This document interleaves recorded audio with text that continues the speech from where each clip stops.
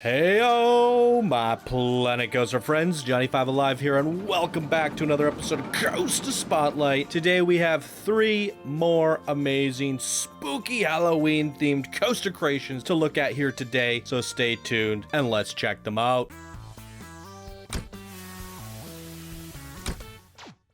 Welcome back, everybody. If you guys are new here, be sure to smash that subscribe button. If you end up enjoying the video, please do leave a like. And if you would like to come join an amazing community full of like-minded builders, check out our Discord. Links are down in the description below. If you guys enjoy everything that I do here on the show, please do consider supporting it further through my Patreon page. Links for that are also in the description. And with that out of the way, let's check out some more Halloween marathon coaster creations, starting with Sakura, Land of the Dead, created by Colin Zinkin, one of our Discord expert builders. And here they say, "Heyo, Johnny, enter this coaster with fear of death and escape the ancient souls that wander around this dead land. You cannot see them, but you can hear them. There are signs of life, but yet nobody could ever survive living here. It is a mysterious dark around these lands. Watch your step. Stats are decently good. Try cinematic view, chase view, and track view. The coaster is 5 meters, smoothing tooled path system is easy to set up. Have fun, and thanks for featuring this." So considering it is a 4 meter smoothing technique, I think it's going to be best to go at this one at night, or at nighttime, at track view. And since it's a spooky episode, we should probably check it out at night as well. So let's jump right on into it, shall we? Here's a look at the coaster, everybody. It's a winged launch cloud runner. There's a look at all the stats, and let's give it a go.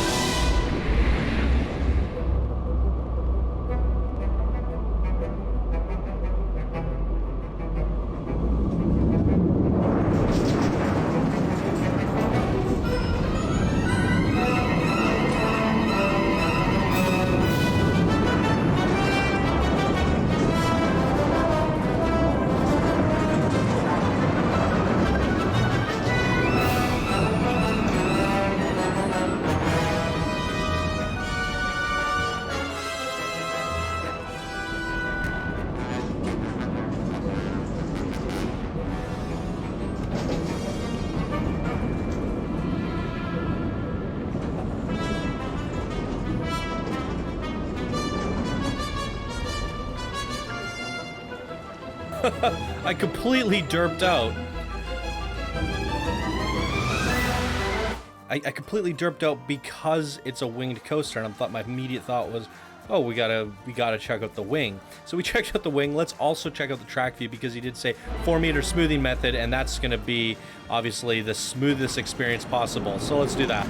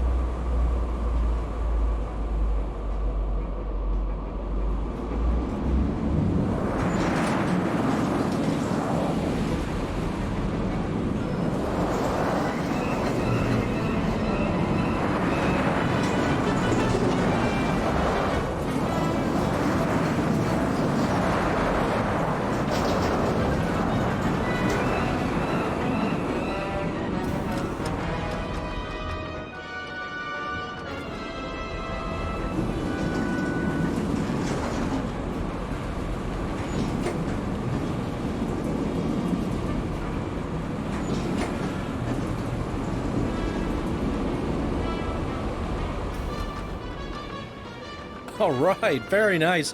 Let's talk about it, shall we? Gotta say, both a great experience, but from the wing and the track view. Even with the 4 meter smoothing method, it was great from the wing experience. I love how there's not a single support on this coaster other than right here. But the whole thing is being held up by rocks. The layout was very nice, very whimsical. The way it arches around the rocks, hugs to the rocks, comes back around. It's almost like it's dripping off the rocks and just hanging about. Really great coaster design on this. And yeah, it's a little bit strange, especially if we look at it at daytime, because the terrain is almost built around and to the coaster design, so you get this really oddly shaped footprint, but and it is just a rubble of rocks and skulls. But that's good. It's grimacing. It's a land of death. I don't know how you would fit this into a park, maybe like a post-apocalyptic area or something like that. It would really need to fit into a dry area, but nonetheless, it's really cool. The only thing that stands out to me is kind of strange is the sign, because you have black on purple, which is almost loses itself in there, and especially at night, we only really get to see the outline just a little bit. It makes it very hard to read, and it's the only element of your entire experience that is purple. I just don't feel like, well, I guess you have a little bit here as well.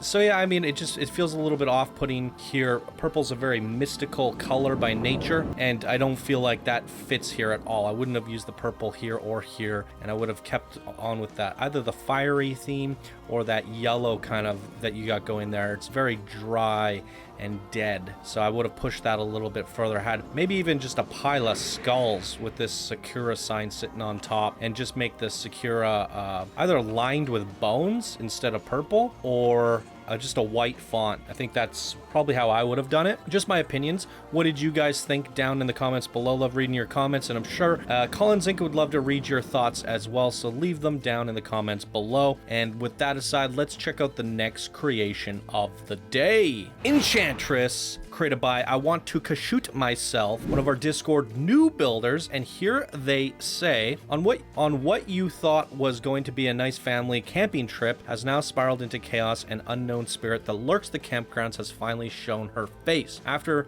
being separated from your family, will you escape, or will you perish at the cold hands of the Enchantress? In this collab between me and Kennywood Fanboy, I made the coaster, lights, triggers, and some of the scenery, where he did the station queue, transfer track, and some of the scenery, the sign, and also the custom support, the lift hill. With the drop of 160 feet and max speeds of 64 miles per hour, even the most seasoned thrill seekers will get a kick out of this monster. Also, ride Track View at 10 p.m. for the best experience. This coaster is heavily inspired by Hang Time at Knott's Berry Farm. It is a Gerstlauer Infinity Dive Coaster. Boom. All right, fun stuff. A little collab there between him and Kennywood Fanboy. I don't know what Kennywood Fanboy is, but I guess I can look it up. Kennywood Fanboy is a builder, so this collab between a new builder and a builder. Very cool stuff, you guys. Let's take a closer look at the Enchantress. All right, so here we are in-game looking at the Typhoon Barcast. Looks like the train has been swapped for the Rage train. Here's a look at all the stats, you guys. As they mentioned, the biggest drop is 50 meters, I guess, which translates into 160 feet there. And the max speeds of 64 miles per hour. Very cool. 5 inversions on this bad boy. Let's give this a ride. I think they said track view, didn't they? So we're going to do that.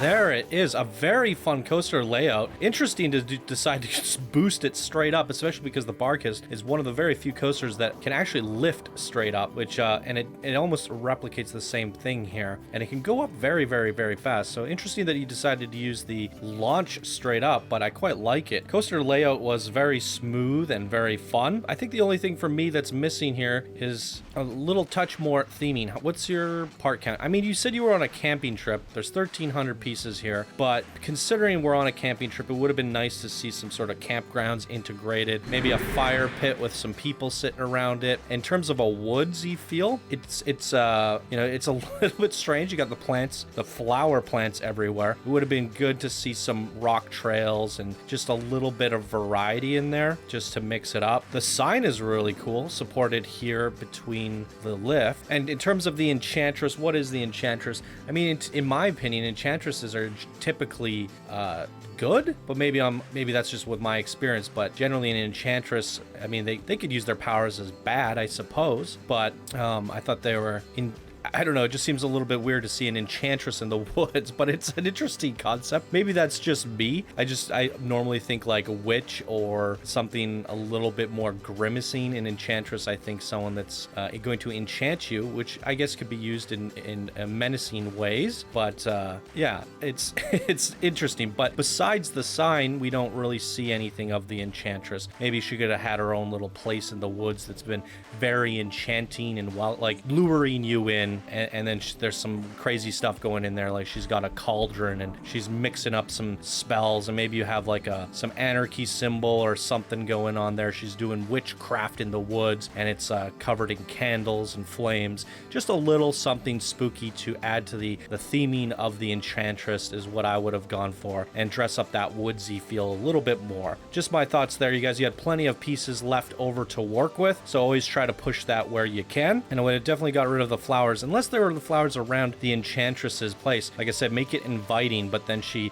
uses her enchanting powers to do evil. And yeah, so maybe some beautiful lights, something calling you in, and then you get inside and it's a little bit grimacing. Boom, that's my thoughts on this one here today. What did you guys think? Leave your comments down below, and let's go check out the last creation of the day, the wolf. Created by Xanadu Belmont, one of our Discord legend builders, and here they say, "Hey Johnny, this creation is simply called the wolf. A witch lives around the woods and has entrusted the wolf to keep humans out of her territory. Can you survive the night and tread quietly through the darkness, or will the wolf and his friends find you? This ride has triggered specifically for night, so make sure to get some night views. Not the smoothest, so front bumper and chase are good options. Hope you enjoy." Boom. All right, this one looks really cool. There's a lot going on here, and I also feel like I want to showcase it also during the day. We're going to start off at night before this Halloween special, and yeah, let's just take a closer look at the coaster itself and get on it. So here we go. We have RMC Malice Unchained, green across the board. There's, look at all the stats, 1,400 meters in length. Quite a doozy, this one. It's really hard to theme a RMC blueprint coaster. As you can see, it's very large and there's a lot of height and supports, and I think that's why I want to showcase this one during day as well, and we'll take a closer look at it after. So let's get on this one for nighttime first. And what did he say about views? Not the smoothest, so front bumper and chase. Okay, we're gonna go in track view again. Track view all day long, baby.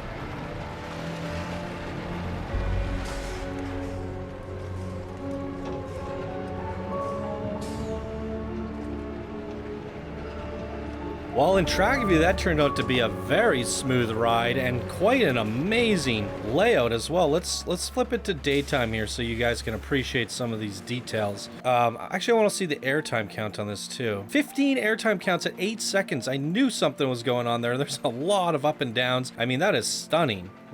Really felt like an awesome experience. Yeah, look at this terrain. I mean, while it is a spooky creation and it's meant to be ridden at night with all those, I gotta say, those lights, it's almost like the beady eyes of a wolf at night. I think that was intentional in pairs of two like that. Thought that was really good. We had triggered events following the coaster the whole way through. That was very nice. But again, at nighttime with the sign and stuff, it's called the wolf. It's supposed to be eerie and creepy, but at daytime, it just looks like a really nice nature alpine style coaster. I think it could literally fit in any park quite nicely. It doesn't have to be put in the spooky area. And I gotta say, I love the way you've grown the ivy and the gnarled branches up around the coaster supports. Like it's been there for freaking centuries and it's just growing over it. There's so much detail in the nature parts. Is this one piece? I was gonna say, if you made this blue water one piece, people could grab that and delete it and put their own water in with terraforming. That's one suggestion I would give there. But very surprising that this much nature detail came out to be, wow, you still have 250 parts to work with. So yeah, that is very impressive. All the micro details of the nature pieces encompassing and swallowing this coaster is just so incredible.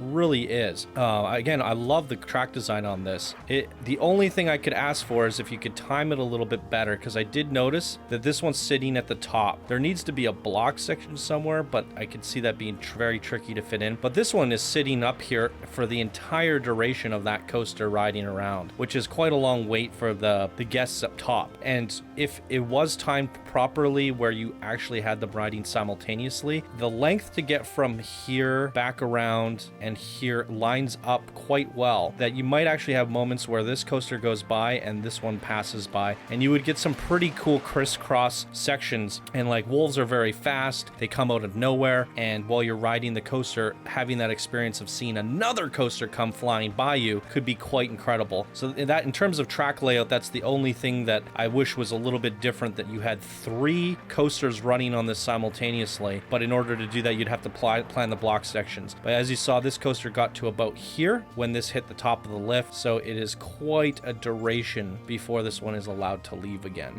That's my only gripe, I would say, with this. Oh, there is a third one. So this one's actually sitting there for quite some time too.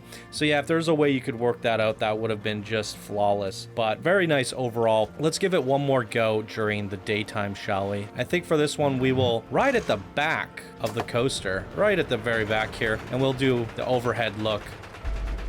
All right.